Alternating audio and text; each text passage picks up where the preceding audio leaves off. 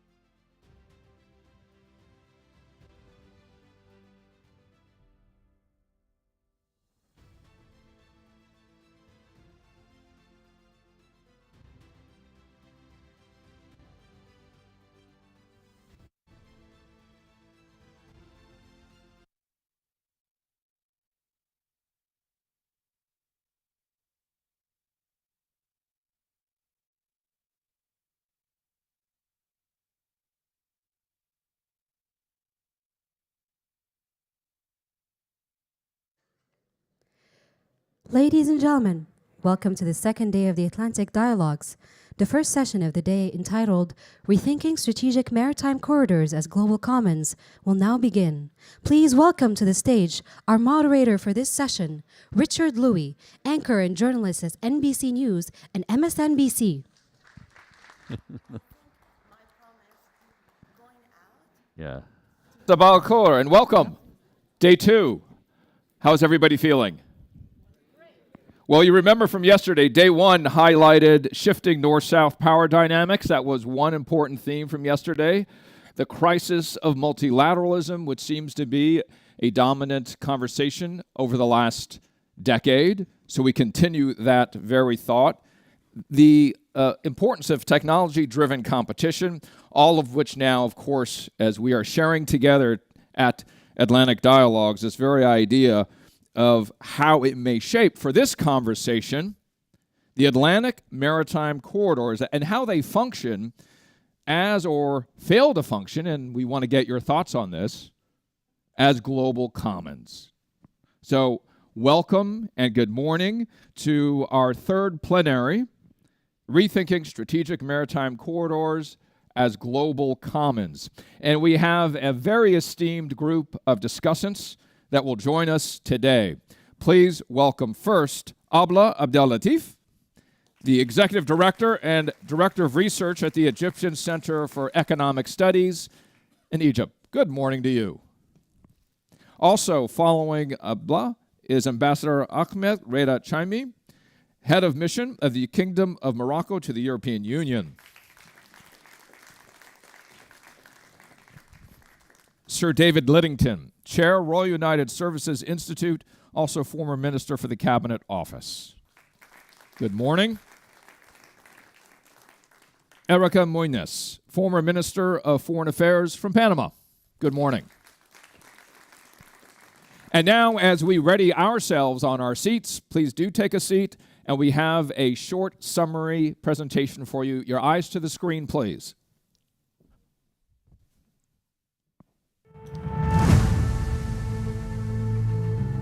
The Atlantic space is a vast network connecting 4 continents. Its maritime corridors carry the world's trade, energy, and people, linking the Strait of Gibraltar, the Gulf of Guinea, the Caribbean, and the South Atlantic. But these maritime lifelines are feeling the pressure. Tensions between major powers, the impact of climate change, and safety risks at sea are changing the rules of access and control. What used to be national gateways are now understood as shared spaces, a common good on which global stability and prosperity depend. The question is how to protect them. How can countries, regions, and private actors work together to keep the Atlantic safe, sustainable, and open? Can strategic waterways be governed as global commons while respecting national sovereignty? How can the Atlantic region contribute to building resilient and inclusive governance of maritime chokepoints?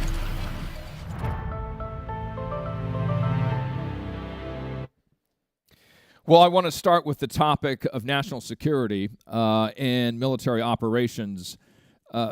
Ambassador Chaimi, I'll start with this. We talked about the idea of global commons, right? And we'll get to that very topic, but I want you to first share your opening thoughts on this very topic related to what I just brought up as well. Please. Well, thank you for inviting me, and really this is a very important topic that we're talking about today, the maritime corridors. And just maybe to put a perspective on it, 90% of world trade travels through the sea. Yeah. And the majority of that 90% goes through these maritime corridors. Mm-hmm. And the maritime corridors today, these are the highways of the sea, Yes. basically. And today they are challenged. And they are challenged. You talked about security risks. And true, I mean, look at what happened in the Red Sea, attacks on the Red Sea. Look what happens on piracy, attacks in the Gulf of Aden, or even in the Guinea Gulf. The tensions building in the South China Sea, in the sea, the Strait of Turkey, because of what's happening between Russia and Ukraine. And you understand that tensions are building up. But these are not the only challenges that these maritime corridors are facing. There are also climate challenges, changes. For example, we have distinguished risks from Panama. When the drought happened, I mean, the navigation on the Canal of Panama just dropped. You have ecosystems that are being affected, and then rising seas, storms that affect navigation. You have climate, you have also environmental, challenges. Mm-hmm. Environmental challenges meaning that when you have ecosystems that are being deteriorated by pollution, then coastal communities suffer from that. And one thing that we don't see, but is really real about the challenges that maritime corridors are facing, has to do with the economic inequalities. I mean, not everyone is benefiting the same way. I mean, you have some regions that are benefiting greatly from global trade, while others do not benefit, but in addition, they take the burdens of security, of environmental deterioration. So, yes, today, those challenges are real. And we can go to why those challenges exist. If you want me to say a few words about that, I'll be more than happy to say that. Yeah, I know. Before we came out to sit down and we were going through your notes together, and all of our discussants have done so much work in their opening interventions. As you were going through your opening intervention discussion points, what stood out for you? Share what you came up with. Well, the challenges, in my view, there are two main gaps that we're facing today. The first one is governance gap, and basically we govern those maritime corridors with rules that were made like 43 years ago. Mm-hmm. The UNCLOS, which is the United Nations Convention for Law of Sea. Basically, we were looking at the oceans as, with the idea of zones. There are territorial waters, there is the economic exclusive zones, and there is the deep sea zones. Mm-hmm. But today, when a ship sails from, let's say, Asia to Europe, it's one single route, but he has to cross so many legal boundaries.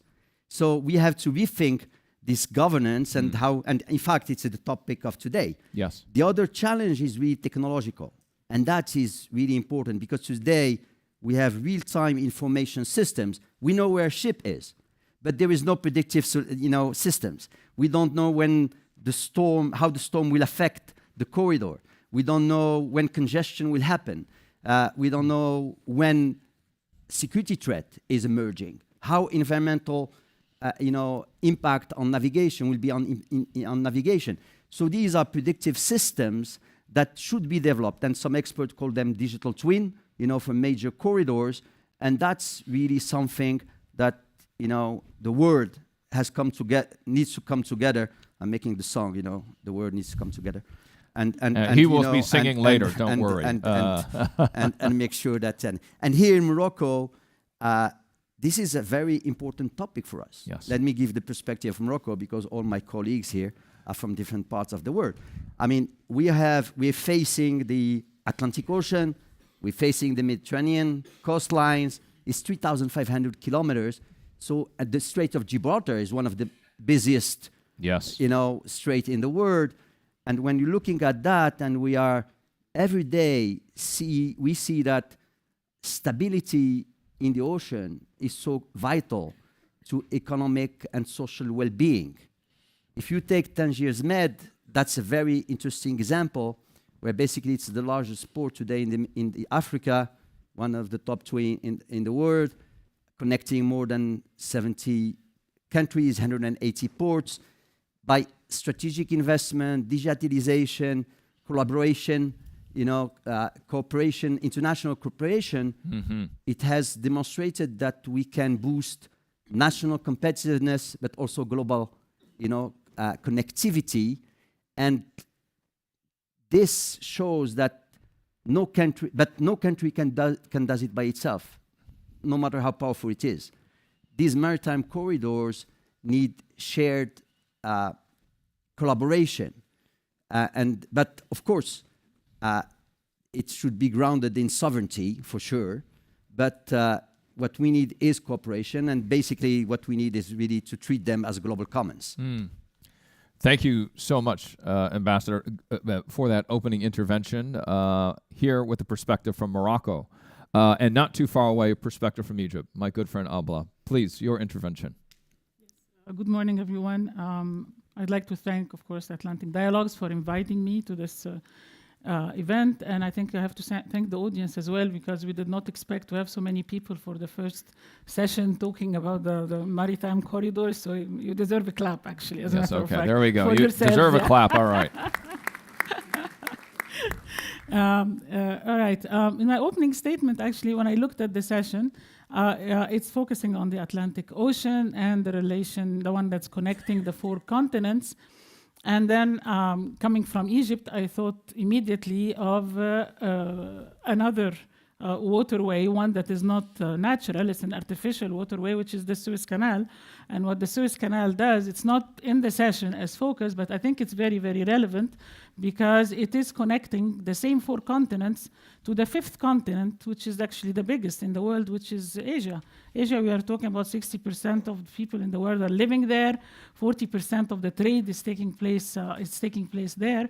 So the position of the Suez Canal in linking the whole thing makes it very relevant as an important waterway that we have to look at. That's not the only reason why we need to look at it in this session, but also because it seems to satisfy all the conditions and everything that's relevant. If you talk about the geopolitical conflicts that cause so many problems, we have the core of the geopolitical conflicts lying in this region and directly affecting the Suez Canal. When you talk about the governance model that we are after, where you could have access for everybody, treating it as common, as global common, and at the same time respecting the sovereignty of countries, this also applies to the Suez Canal. The Suez Canal, there is this agreement, this Constantinople Agreement in 1888, which provided access for the entire world while respecting Egypt's sovereignty, and it's been still respected even after its nationalization in 1956. So it is very much relevant. Also very much relevant is the success, in protecting the Red Sea under normal circumstances, which has been taking place for a very long time, and it involves national efforts, regional efforts, and international efforts. So there is a system there that can provide a good example that can help so many others. So I think it's important to include it here. Thank you, Abla. I appreciate that. I'd now like to move to my right. Erica Munoz, Minister, your opening intervention and your discussion and your thoughts about the idea of global commons and maritime corridors, please. Can you hear me? Yes, yes we can. Okay. I think I'm going to bring it back to a specific picture and paint maybe the idea of what we're going through. About 2 months ago, narco sub was intervened in Pará, in a region of Brazil. If you look at the vessel, it's almost an insane idea what they were about to go through. It would have been 3 weeks of a tiny, tiny space where they had a fan and liters of water, and they were about to go, somebody equipped it to essentially going to the moon, literally. As an astronaut, there were awful conditions, and the chances of them to even make it alive across were slim. But why they were doing that? Well, a kilo of cocaine in the South American region is about $1,000. They can sell that same kilo for $60,000. The profits, had they made that journey, would have been $230 million. For any individual of a criminal organization, if they say, are you willing to risk your life for $230 million, guess what the answer was. So what I'm painting and what I'm describing, as I read it last night and thinking of reminding myself of the scene, which frankly, a very similar one happened in Azores across the water maybe 2 months earlier, sounds like a Netflix plot, but it is what is happening. And it is what is happening because ultimately, these maritime corridors that we're talking about, the ones who have been able to coordinate appropriately have been illegal organizations. Because and I often think that, unfortunately, countries around the Atlantic, it's like when you're in a neighborhood and somebody has a camera to see if they are entering their neighborhood. And he might see that there's a criminal starting in their neighbor's backyard, but he's not going to say anything. That's essentially what we have right now.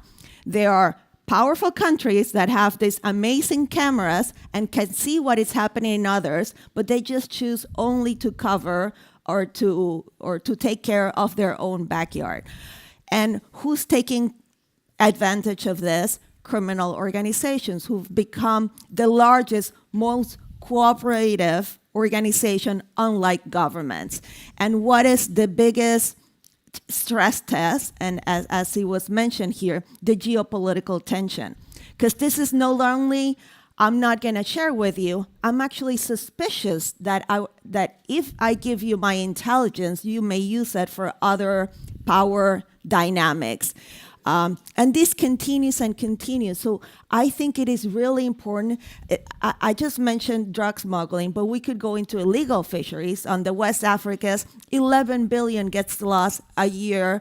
That's essentially 50% of the fish. It's illegal fishing that is lost. So my point is, maybe we can turn around and get more attention just by showing a light on the numbers of what we're losing right now. Human smuggling. Yes, absolutely. I mean, and critical infrastructure that it's also been attacked. So the number, and these are all monies, how much cash flows that they're making, that it makes it extremely interesting. And it's not going to stop without the cooperation that needs to put the geopolitical tension aside. I can't help but ask, why is it that illegal, if you will, organizational cash flows are better at this? You said, you used the word cooperative. Yeah. What is it? Why are they doing better than the states that are involved in the use of these corridors? What would be another characteristic as to why these illegal activities are better organized? Well, you just mentioned, for instance, migrant smuggling, and it is fascinating when you go through the routes how cartels talk among themselves and respect their own ground. So if you go, it's almost like a franchise, and then you pay the dues, and then you continue.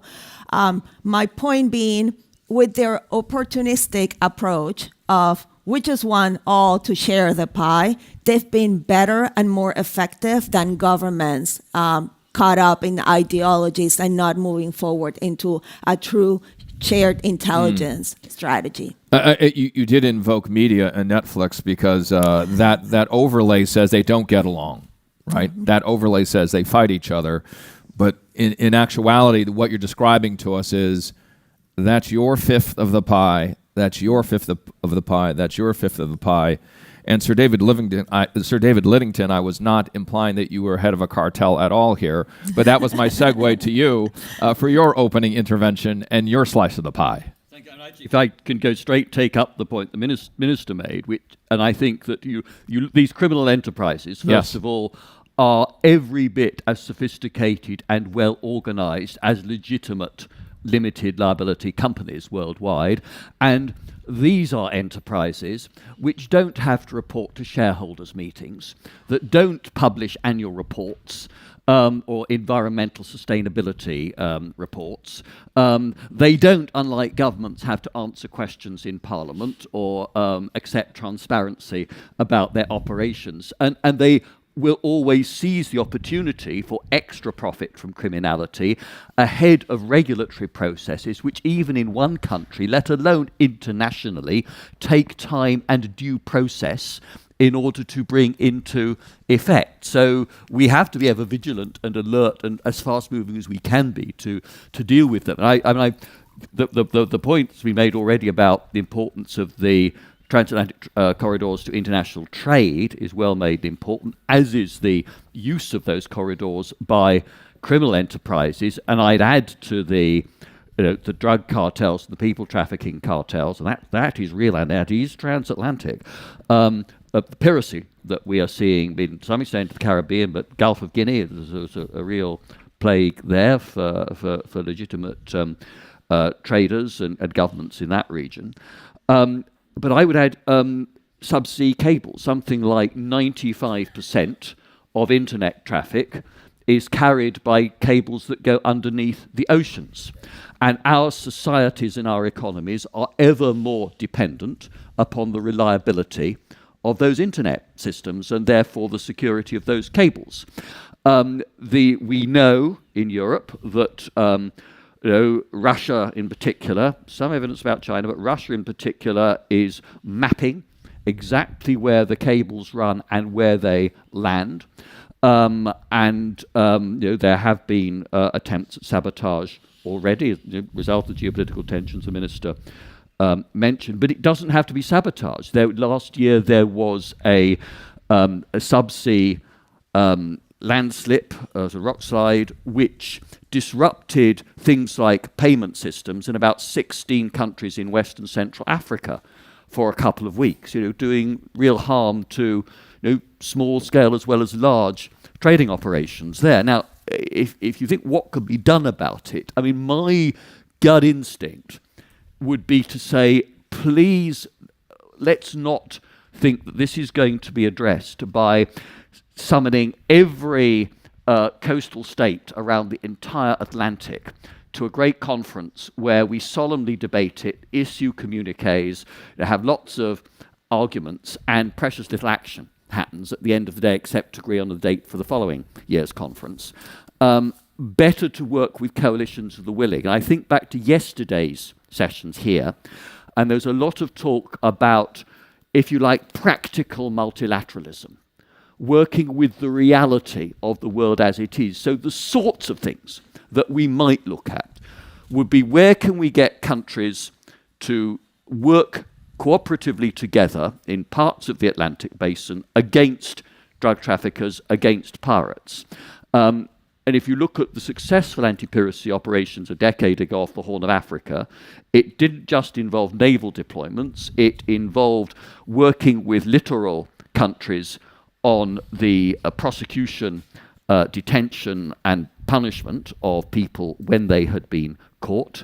And it meant diplomatic work, and it meant some economic work and intelligence sharing as well. If we're going to work successfully against drug traffickers, we need to find ways in which affected countries can share police and intelligence information and alert each other's police and immigration systems to people who are suspected of engaging in this illicit activity. If we're looking at subsea cables, there are things we could be doing cooperatively together about standards of security for the stations where the cables come online, which are points of vulnerability. We could be looking across the Atlantic at the availability of repair ships. There are only 80 vessels globally to lay, maintain, and repair subsea internet cables. And you can't summon those up at the drop of a hat. They're doing other things. So do we need to find ways in which to invest in greater capacity there and have plans for the stationing of such vessels to be able to respond in the case of an emergency disruption caused by whatever reason? And my final point would be, we ought to be doing something about shadow fleets. Again, there's a particular obviously European and British interest in the Russian shadow fleets helping evade sanctions, but RUSI, which I've chaired, did a very detailed study on North Korea and its evasion of nuclear sanctions using open source intelligence for that analysis, and it was showing that that shipping lanes, cargo vessels, shadow fleets are being used to enable North Korea to continue with its nuclear proliferation program. But shadow fleets are also a huge environmental threat to everybody. These are vessels that ignore IMO standards on pollution control. They're often old, rusty, danger of leaking, and we could be doing more. Countries agreeing mutually, we will do more to stop and inspect them to see whether they're meeting IMO standards or not. And if you want to be more radical, the IMO has no enforcement mechanism or powers available to it. So should we be looking, it's another RUSI research subject, at saying to the Financial Action Task Force that has experience of looking at illicit activity, you take a look at flagging policies, you take a look at shadow fleets, do some investigations, publish reports, because when FATF publishes a report upon a country, then that has an immediate impact on that country's creditworthiness, its financial reputation, as well as its more general political reputation. Who owns these 80 boats? They will be owned by, sometimes it will be by, the 80 boats, they are owned by, largely by private sector companies, some state-owned corporations. They will be in, there's only, from memory, there are only about 5 countries that have more than 7 of these vessels. UK is one, France, Italy, and I think the United States. I can't remember the 5th. But they may work anywhere in the world, of course. So global north. Primarily, yes, because these are clearly high technical specifications. They're expensive, so we would need to think. Yes, if we need extra capacity, how is that going to be funded, and how will you persuade governments that are feeling short of cash at the moment? Well, when we think of global commons, we have an opportunity here to make a bridge based on. But the answer, the part of the answer, Jonathan, is that it is in the countries of Europe, North America, their interests that those subsea cables remain operative and well protected. So actually increasing capacity is going to be in mutual interest. All right, so I see the red flag that you would like to bring to the African Union, to the European Union, to all of the important convenings, United Nations. Very quickly, and then I'm pull out your phones. We do have a question for you or your pads. But Ambassador, what's the red flag if you had a headline when we are thinking about this very topic that we're convening here at this hour? What would be the big red flag? What's the headline on your red flag? I told you backstage that I didn't have one, but you're insisting, so I can. So for me to answer that, really, I mean, my point is today. When we were thinking about this maritime corridors, we were thinking more about business. Yeah. But today, when what we are seeing happening all over the planet is there is a projection of power, on the sea by the major powers, and look at the Blue Navy, China, strategy. Look at what's happening on the Indo-Pacific and all this. So for me, I mean, those tensions might create some conflicts. And if conflicts happen, then we have, an immediate impact on everything. Value chains will be disrupted, prices will go up, coastal communities will suffer. And you see that the choke points, the strategic passages are taken more as leverage today by different countries. Take the Strait of Hormuz for energy lever, Malacca, the Malacca dilemma for China because the lifeline energy goes there. Take what's happening on the Red Sea because of the conflict, in the Middle East and, what the Houthis are doing. So this is really not giving any stability. We have governments that are not very keen on giving us stability anyway. But this is adding really to this. Thank you for your 30-second red flag. What's your red flag that you want to stand on the stage and make sure everybody knows? What's your headline? What's your 30 seconds? I have a huge red flag. Yeah. And my red flag is that everything that we are dealing with is dealing with symptoms of a problem and not its core.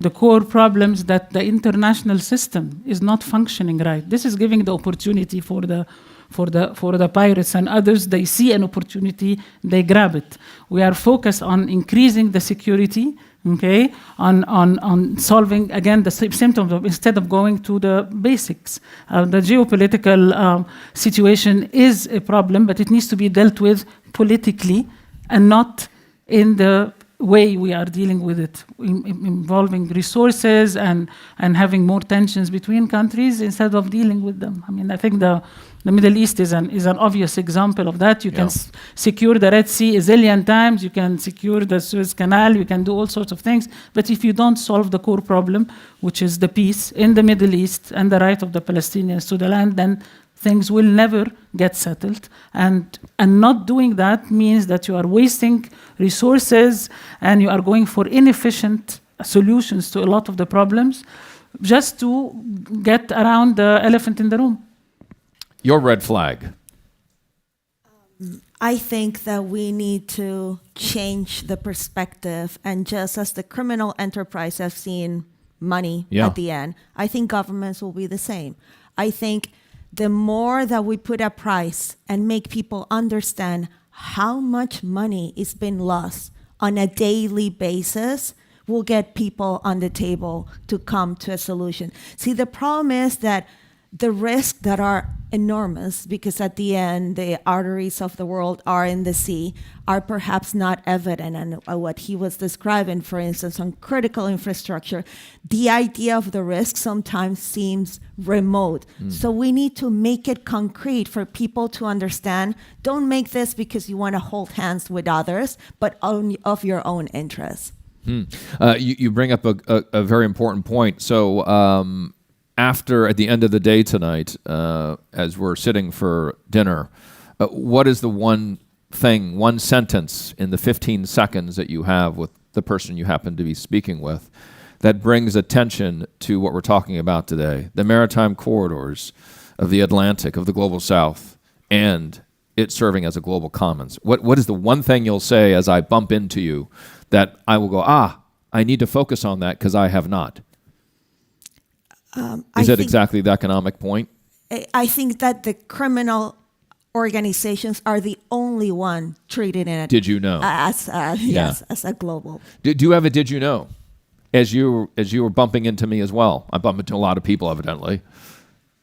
I would say, if you're asking me for my I would say that extended disruption of subsea internet cable network would cause economic and social damage that can only be compared with COVID in recent history.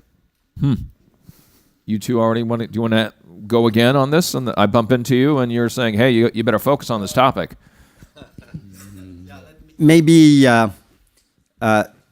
achieving global commons is really important. It's going to be hard. I mean, when we look at what's happening on the climate, then in fact, it's really fostering international cooperation. That's what I believe is the 15 seconds, sentence you're looking for. Yeah, and Alba, thank you for starting that off for us. And you did say, sure? That, again, it's the under the same red flag. Yes, that's right. The changing role of the United States. The U.S. is changing its role. It's this business of America first. When did that happen? I didn't know that. I have no idea.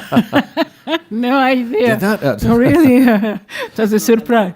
Yeah. This is why I'm speaking for you, all right? But the U.S., Well. given the change of priorities, okay, Yes. and it's it's well seen also in the maritime corridors and in the allocation of the naval resources of the United States. Priorities are changing. They're focusing on their biggest nightmare, which is China, and they are receding from their original role of actually being very much in charge of the maritime protection. And this calls for a different position on the part of the rest of the world. There is a need to change, again, the world. It lies at everything, not to mention the challenges that we also have at the climate level. We're all going to the green technologies, the green shift. We're all going after that. But then there is a price, okay, that is also related to the oceans.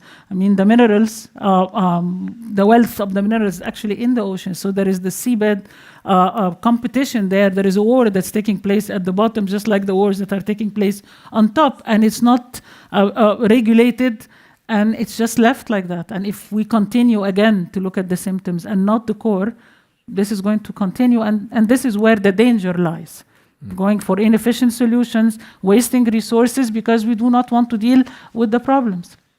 Now, thank you. And to our esteemed audience today, I'd like you to, if you can, go to your phones, and we have a poll question for you.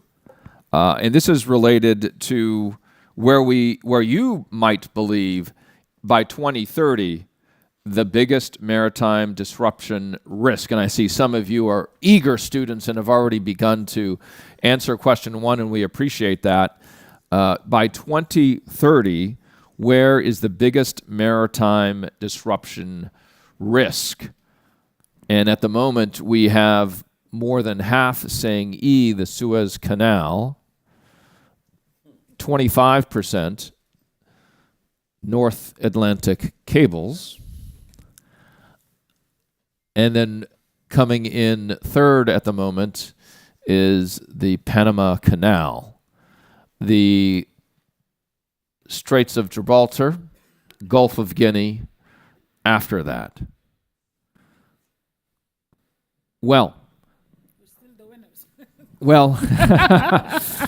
dubious prize, as they may say. Reflect on that from your perspective and where you sit. Yeah, I think it's obvious. All right, it is obvious because the geopolitical conflicts that are in the region, okay, are really affecting related to the Suez Canal, and they are very, very deep. And the world doesn't seem to be taking a proper position towards solving them. Remember also that the Suez Canal, the cables, there is a huge amount of cables that are in the Suez Canal, well protected, but I'm saying this is an extremely important corridor. Okay, but again, if we do not solve the geopolitical problem there, really solve it. So what's the first step? How do we get that from 50 down to 20? What would, if you you were given the power, the ability, the money, the political power? Are you sure you want to do that? Well, please, within the time limits. That's very dangerous. Yeah. I will solve the Palestinian problem, of course. It's the obvious one. And solve it not by ceasefire, not by temporary end to the war. Solve it. Solve it by acknowledging right to land and discussing two-state solution. Really solve it. Only then you are going to have proper security in the region. Only then. Now we move to the Panama Canal. What's your reflection on on what our very aware audience is looking at and their concern for the Panama Canal? And obviously, and it was invoked earlier, there's some concern from the United States and what this administration may do in the future, in the next 2 or 3 years. The Panama Canal operation has never been interrupted, not even once, ever. In all the operation American, and the last almost 3 decades Panamanian, only Panamanian, run by Panamanians, Panamanian pilots, etc. Not stop even once. I think it's unfortunate, frankly, that people now think or have a different perception of who operates, of what the dangers are, but then, news anchors and the like, and Horrible people. Yep. and narratives that get, into. I was just discussing with somebody coming here. He said, "Was it solved finally? Are the Chinese no longer operating the canal?" And I said, "What? Nothing has changed. Nothing has changed in the last year or in the last 25 years. Nothing has changed. It's been Panamanians, and it'll continue being Panamanians." I think that the way that we're approaching this is that we're going to continue working the same way that we are. And, the geopolitical tensions will continue running its course the way that they are. Nothing has changed in the Panamanian. I think there are other types of concern. One was mentioned here, for instance, water. Absolutely, that is a big issue, and one that has been addressed head-on by the Panamanian administration with a huge project to deal with water droughts. But those are our concerns at the moment. What was the concern level from the leaders in Panama in the last year based on what you were just discussing? Was it a level 10? Was it a level 8? Was it a level 2? What would you say?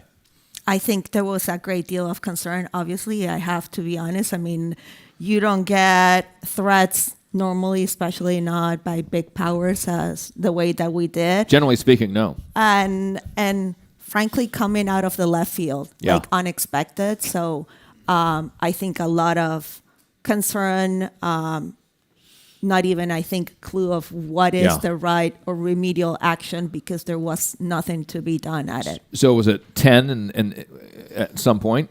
I'm sure there was, And yes. where would you say it is now? I think the waters are calmer, but you never know, just because it came from an unknown space, and that unknown space can be revived. So I think people need to continue doing the work and just assume that that will come on its own. That's why I was talking about digital twin, predictive systems. Yes. It's a joke.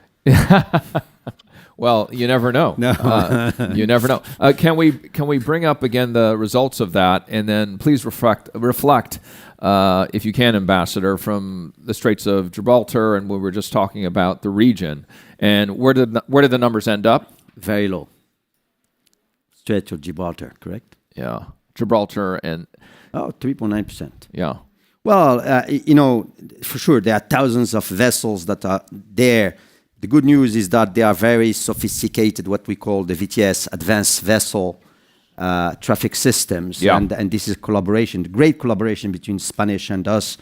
And this permits to those thousands of ships to sail safely into the waters. Yes. And maybe, the UK was very adamant on staying on the other side. On Gibraltar is one of the reasons, maybe, the Strait of Gibraltar being such a strategic, choke point. So, but I don't believe there will be. Well, you never know, because you can have some ships, for example, even in the Canal of Suez. The Ever Given back in 2021. It was not geopolitical issue, but it was technical issue. So you might have technical issues that happen, but I don't see any geopolitical problems in the near future.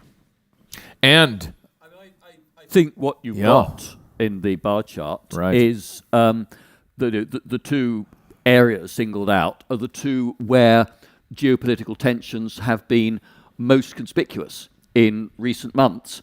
Plus, in the case of Suez, we've had a very recent demonstration of actual disruption when the ship got stuck there a few years back, and the vessels were having to go around the Cape of Good Hope, extra insurance costs. But look at Sir David, the cables, something that we often might overlook because we're thinking of typical maritime narratives and scenarios.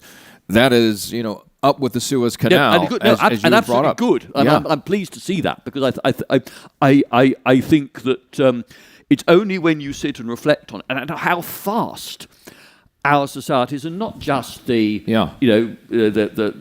rich industrial economies, are coming to depend upon a functioning internet system. And it seems to me that as countries in Africa, Asia, South America develop further, they're going to want to leapfrog over some of the old technologies that we in the North have been using and relied on. They and go will. Straight, but if they're doing that, they are going to become more dependent more rapidly upon a functioning internet system and therefore upon those cables. And where space becomes the conversation around the new maritime corridors. Yeah, absolutely. So we're going to get straight to the audience. Just yes. one more comment Yes. on these cables thing. Yeah.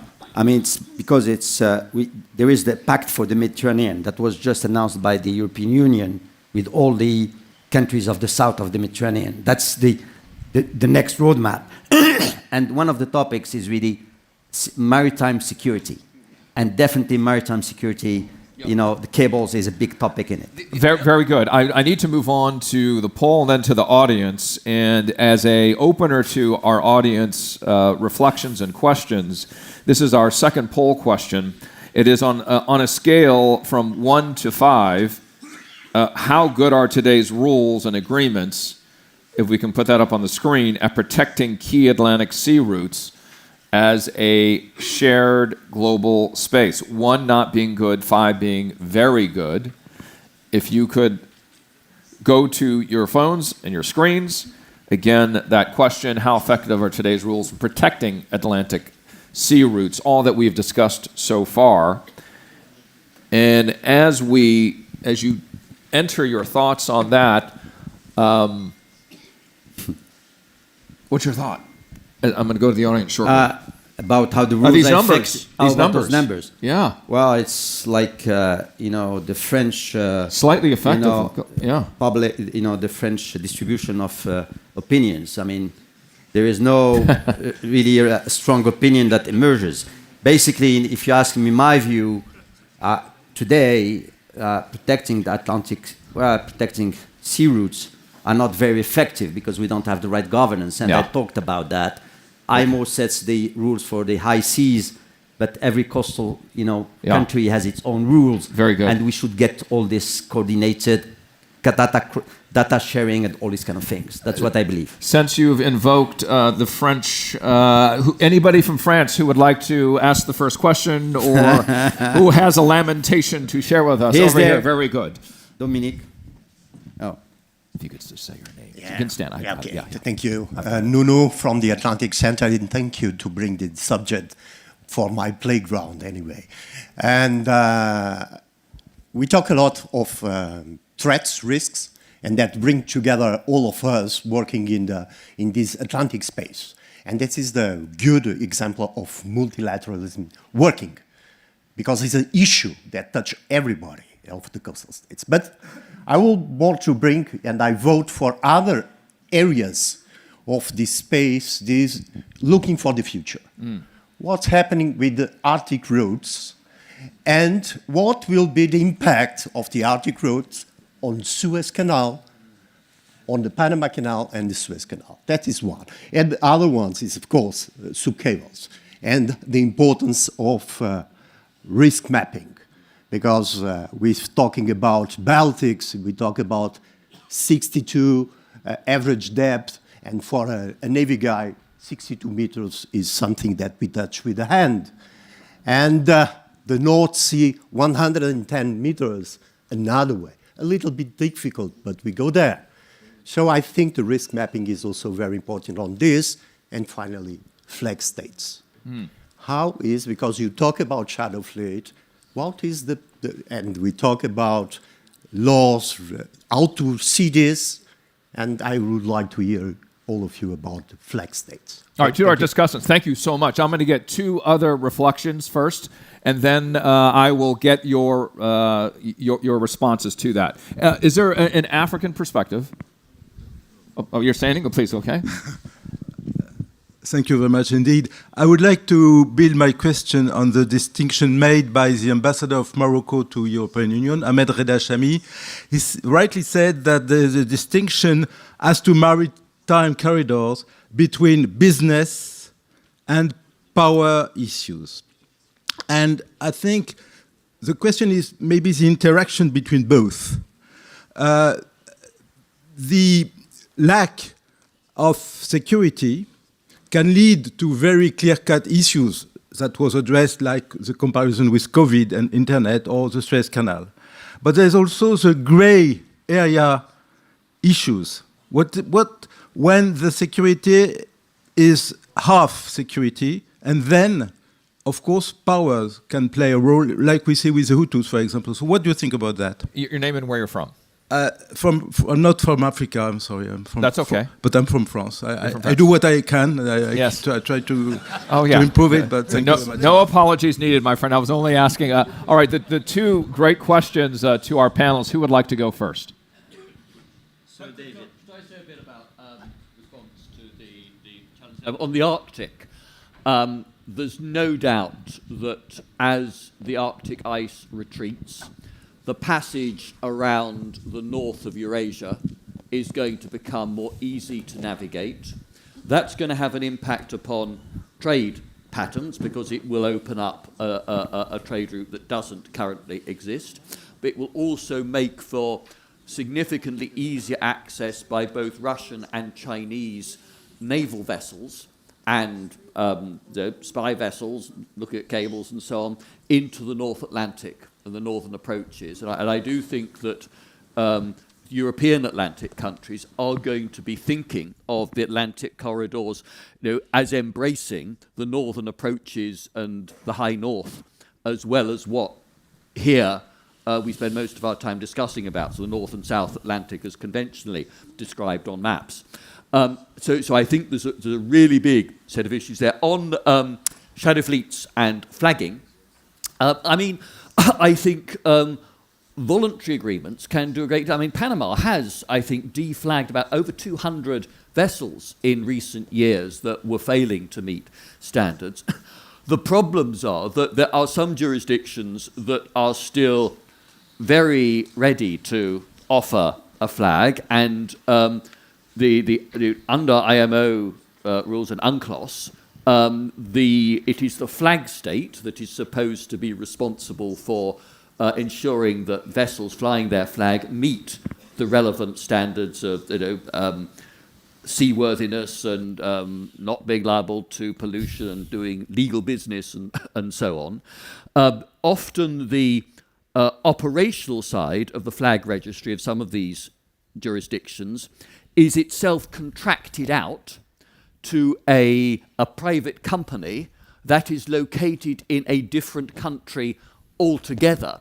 So we have supposedly a set of rules, but we then have an International Maritime Organization that has no powers of enforcement, no enforcement mechanism available to it to insist that flag countries stick to the rules that they have signed up to, and we get very rapid deflagging and reflagging often because the shadow fleets try to avoid any sort of penalty or follow-up by changing the country under which they are flagged. So that's why I think we need to look at an organisation like the Financial Action Task Force and say that you've got certain powers, take over, but also why I think we ought to have bilateral and multilateral agreements to actually stop, as we're entitled to do in our own national waters, ships that are suspected of being in breach of IMO standards, because even if you might face a legal challenge for a breach of, saying it's a breach of sanctions, if you've got them for breaching IMO rules on risks of pollution or crewing standards, then you can hold them up, you can not let them put to sea again, you can take them through the courts and get at them that way. So use the tools that are going to be most effective. One more response. Okay, two more responses. You raised your hand and you raised your hand as well. Why don't you go first, then you follow? Okay, very good. Very quickly, I wanted to comment on what you said about the business and the power issues. I agree with you completely. They are very much interrelated. And the big problem that we have in the world right now is the gray area issues. There are too many gray area issues because our institutions related to the maritime are actually quite weak. They are not effective, whether you're talking about the international law, BETC, the ISA, or the UN law of sea, etc., etc. The UN organizations in general, all of them are affected by the political powers, okay, and increasing the size of the gray zones. And that's why we need to change the entire system if we are to have something effective. Thank you. I was just going to add on Admiral Nuno's, I think, incredibly important point that we had failed to mention. The Arctic Sea or the movements are not actually the future. But when we talk about the geopolitical tensions or decisions out of the left field that you find no normal explanation on today, I think a lot and a lot of powers are moving strings essentially on a bet or on a play of what's going to happen and the potential consequence that it will have for other maritime routes. Thank you. We have more responses, questions. You can keep it to 30 seconds. That would be very helpful. First, you. Hello. Thank you. Thank you. Could you very stand much. and Yes. say your name and where you're from? Len Ishmael. I'm a senior fellow at the Policy Center for the New South, and I have a quick observation, and I would like to make a substantive comment. The observation really is that we're talking about maritime corridors in the Atlantic, and we were taking a specific focus on the southern Atlantic. No one has mentioned anything about what's happening off the coast of Cuba in the Caribbean space, where the Caribbean Sea is designated by all of the lateral states as a zone of peace. But that has not yet come up, and I think it is an important subject, at least to be addressed in this particular forum. The second is more a substantive comment. We have been focusing quite a lot on maritime corridors for illicit flows, drugs, people, guns, all of which is true. And of course, if we look at the Southern Atlantic, that's how trade started. The kidnapping of people from West Africa and bringing them across to the New World. Okay, that was the first trade. But the geopolitics of today have forced a recalibration of diplomatic contours across the Southern Atlantic in ways that are very, very positive in building new trade routes. And we see this in Morocco's expression of its Atlantic character in building this brand new port that is right now embarked on doing important and very significant trade things across the Caribbean and with Latin America, and linking Brazil, for example's Atlantic coast, all the way across to the brand new port built in Peru, cutting transit time for trade to the Asian market by 25 days and bypassing the Panama Canal. There are new and important things that are taking place as South-South cooperation deepens in response to the imperatives of the geopolitics of today. And I think that in this space, in Africa, it's important to also focus on the positives for South-South cooperation and the world too, because global output and wealth has shifted and is shifting in profound and significant ways to make a difference. Thank you for that comment. Who would like to reflect on that from our panelists? We are in violent agreement with her. We are in violent agreement. Okay, very good. I'm going to go here, and then I will go there. Yes? Hi, my name is Einat Levy. I'm a strategy consultant, and I build partnership in the MENA region. For the past few years, I've been working with the Haifa Bay region on promoting a different corridor called IMEC, the India, Middle East, Europe Economic Corridor. Those corridors eventually go through local authorities and regions within states. I want to ask you, what can be the role of local authorities in promoting those corridors? Because you've talked a lot about the global order, and also about the role of countries, but local authorities are also important. And the second of all, those corridors are not only about the vessels and the trade. It has a huge human factor, promoting tourism and other things, and connections. And also those cables you've mentioned, like the data and energy. How can we avoid a situation in which those corridors will be only, or make us only transit areas, but build upon it and develop those industries around it? Thank you so much. I'm going to get one more comment here and then to our panelists. Very brief. I want just to ask you, do you know in which date was signed the oldest treaty from an American and US and Moroccan perspective, the non-broken treaty, in 1777. It is the first, and what was it about? Is protecting US vessels who come into the corridor of the Atlantic. So this is what make that the Morocco was the first country to recognize the independence of the US. That's all. Thank you. I love it. And to our panelists who would like to reflect. Well, maybe And all three of those, by the way. I Yes. can just make a comment on the maritime. Well, great initiative, by the way. Yes. I mean, really, and you mentioned just how difficult it is when you start taking a ship that goes whatever. I mean, you go from one country to the other, crossing all these oceans. Then who does what? You know. And you're right. In my view, maybe we should push for a UN. He's the ambassador to the UN. UN-led convention on maritime corridors, where basically we'll bring all the different actors together, and it will have a UN mandate. But coastal countries will be there. The IMO, of course, will be there. The navies, the ships, the private sector will implement all these kind of things. And in your case, I believe that really pushing for, data sharing, cooperation, scientific advices, because you didn't talk about the scientific research that can be done, that can really enrich the experience.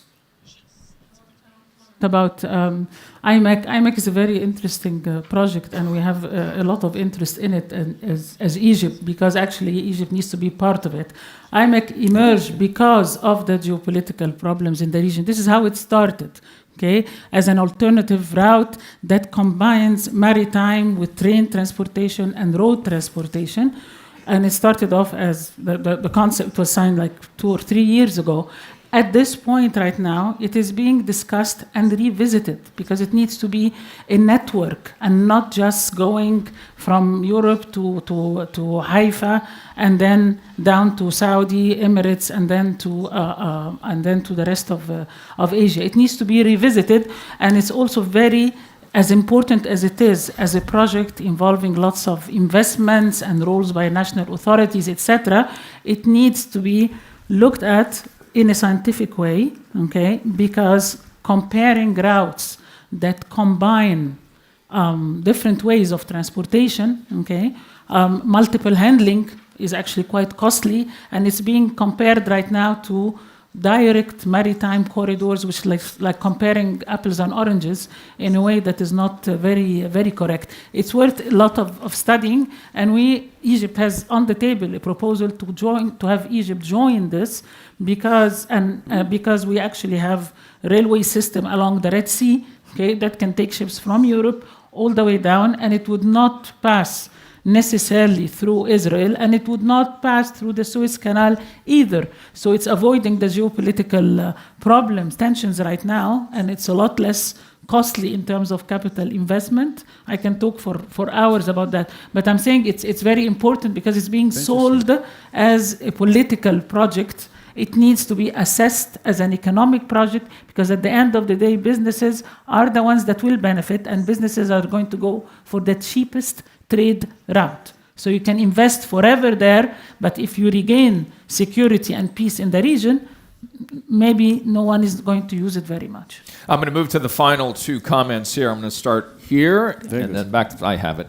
Hello, how are you? Very well. The name is Commodore Kunto, retired from the Gulf of Guinea Maritime Institute.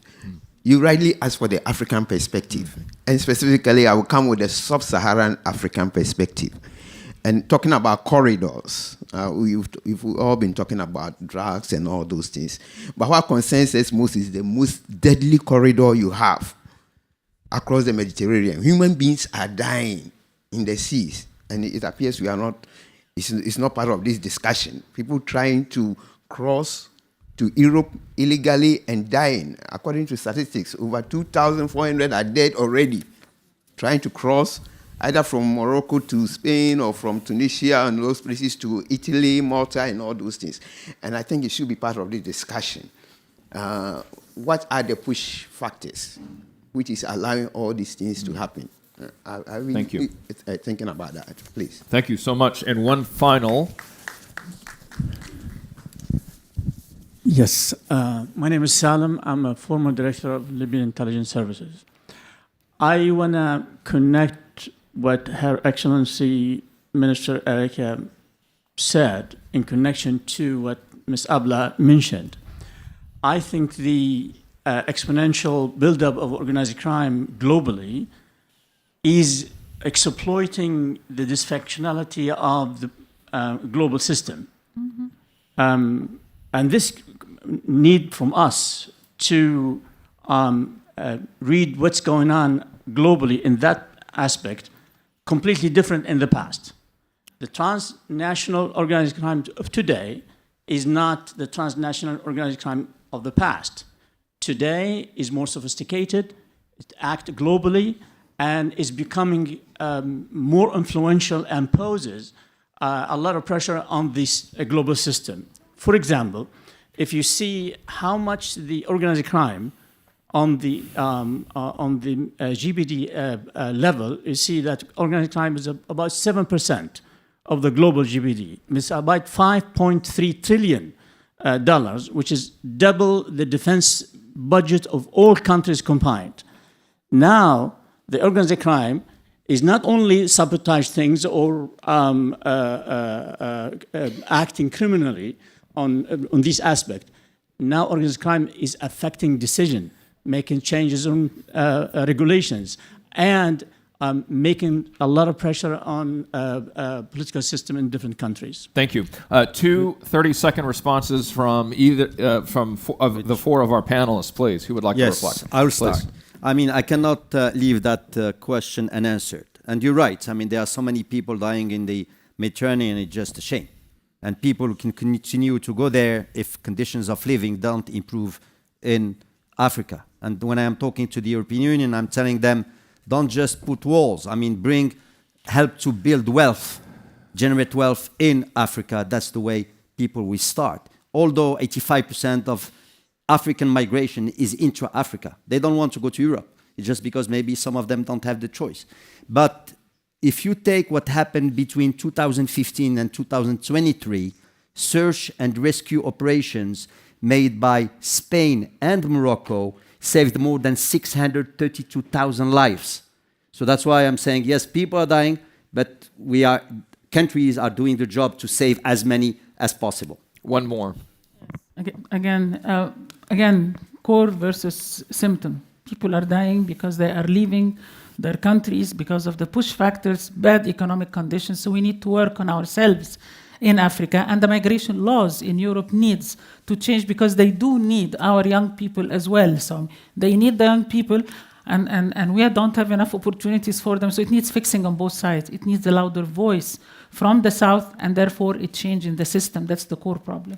And I agree completely with the last comment. He articulated very well what we're saying. The crimes today are different from the crimes before. The system needs change, and we are resisting. The big powers are resisting the change, and the South is still not loud enough. All right, one sentence. The next 5 years, we're going to finish this very energetic conversation. I appreciate everybody in the audience as well as our discussants here.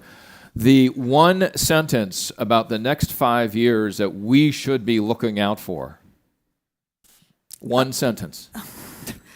I think we need a wake-up call exactly on what was discussed. The largest enterprise in the world right now is organized crime, and it's using the biggest common artery which we have, which are the seas. Thank you for being first. Tackle organized crime, international organized crime, by building on what works, having good relationships between police enforcement agencies in different countries, and use the internet and artificial intelligence and other tools to track the criminals and bring them to justice. Maritime corridors are becoming very fragile, and we need to get together to find shared solutions to face the challenges. One sentence, next 5 years. Go back to the core, get rid of Bretton Woods, fix the system, everything else is going to be fixed automatically. I think the one thing that we have learned from this conversation, amongst many, is the true comparative advantage that the Global South has, that Atlantic countries have, when we are talking about maritime corridors.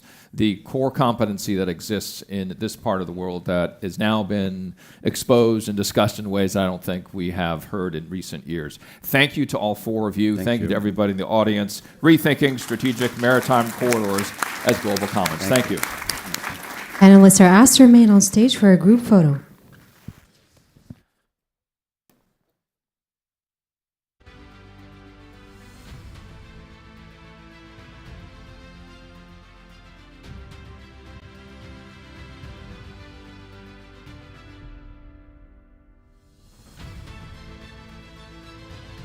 Ladies and gentlemen, please remain seated. The next conversation about Latin America amid global shifts will now begin.